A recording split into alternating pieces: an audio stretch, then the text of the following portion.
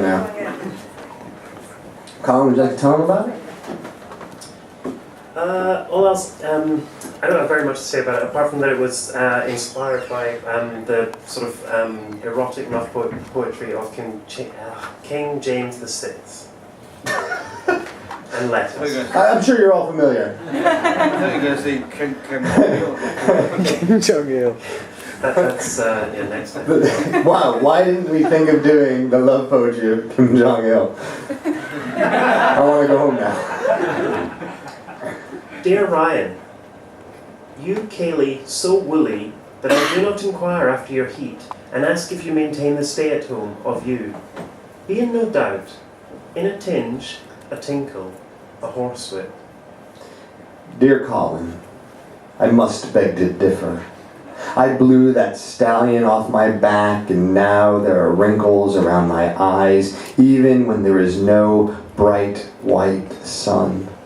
Perhaps I misunderstand your query. Dear Ryan, when it is your will, perhaps I will be accustomed to your actuaries more intimately, hearty then for myself, and flattering my falcons for want that I will know from all the assertions of your benchmark the discretions and vindications I seek. The aquilum, as always, requires no epicure, and the surname no son. Dear Colin, it is a flexible instrument us men have inherited. It is amazing how much punishment we can take almost without protest. They say I cough blood only because I laugh too much, ha ha. And yet I am neither victim nor survivor. I have not suffered, and this will not cease with a foot in the mouth nor a mere finger in the pie. I am too tired to look for another hole in the ground. Play the piano for me. Play the one about the rolling heather. Dear Ryan, I am conscious that these are early eunuchs. Perhaps our collision will always occupy only the earliest, but in precedent perhaps more rather than less endeavour of our mutual prophecies is required.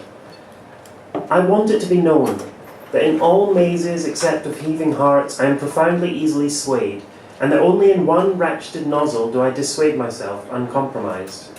Make that one ratcheted novelette. It feels as if.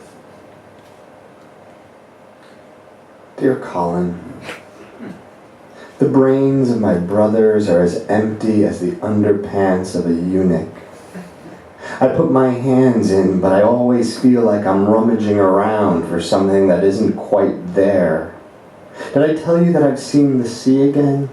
The sea was impersonal and didn't care. Maybe it was a dream, I don't know. Everything happened so much.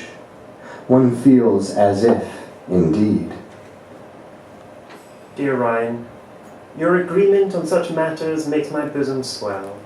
I think there may have been a mnemonic, but no matter now. Attention shifts like sands. Are we listened to yet? And if not by the sea, by some other force? I am afraid to tell anyone of my desert.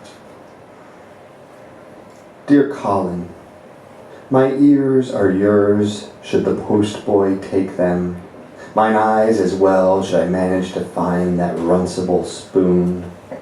Last I remember, we were having a picnic. Young berries, cherries, currants. And my confession, I am no picnic myself.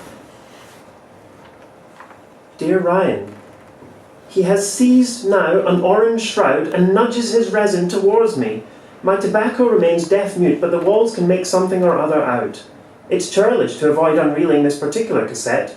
On a purplish roster, he bade me thank his chasm. I swore I'd never in any such anthology, and, fizzling to consult, I can earnestly say that prevented him. But for how long? Dear Colin, your mementos will turn to dust. The picture postcards, your Spanish braid shall untangle, and what will you be left with? Your flaxen locks, your silver coin eyes. We must hold true north and remain vulnerable to everything. Who is not temporal? Flesh. Dear Ryan, I regret that cruisy tone, but what meteorites are contained in even the simplest struck match? Your reward for keeping my conscience is something I cannot sufficiently commend. Let me at least say this. Indeed, I do not think the tongue at all creditable, either to mandrills or woodpeckers, and though you will not believe me, I very often feel ashamed of it myself. Good Colin. I cannot live any longer not knowing what will happen tomorrow. Pray tell, look into your tea leaves. I can toy with this eye-wrecking lacework no longer. Tell me the fate of Atlantis. Tell me of Troy and the horse. What was it like there in the dark body? All those swords, those bodies, those chosen men breathing quiet as they could. Dear Ryan, I have had it with my femur. What may seem to some an interactive irrelevancy is in fact to me an irritant, a flea-pit felony if you really want to know. But I will pick myself up and narrow the scope. You're asking about tomorrow? It's surely dominated by the smallest of sunbathers quivering from the warmth of, you know what warmth, and you know how irrepressible its draw.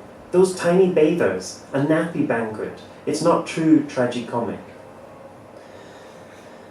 Dear Colin, it is impossible to stop wanting to repeat ourselves, and yet we make each word anew, as if no man had ever spoken it before.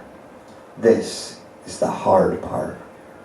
Dear Ryan, hard as in rocky, solid, iron-hearted, impenetrable, packed, so I understand.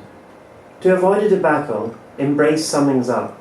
Perhaps we should betray our fitter selfishisms and motley underpinnings, but I cannot speak from the heart. Thus, desires. I believe my words will no longer hold, and as it stands, you hang a fish from a hook, it will untangle itself, depending on the brain power of the fish. It's a stroll in the park for me. Dear Colin,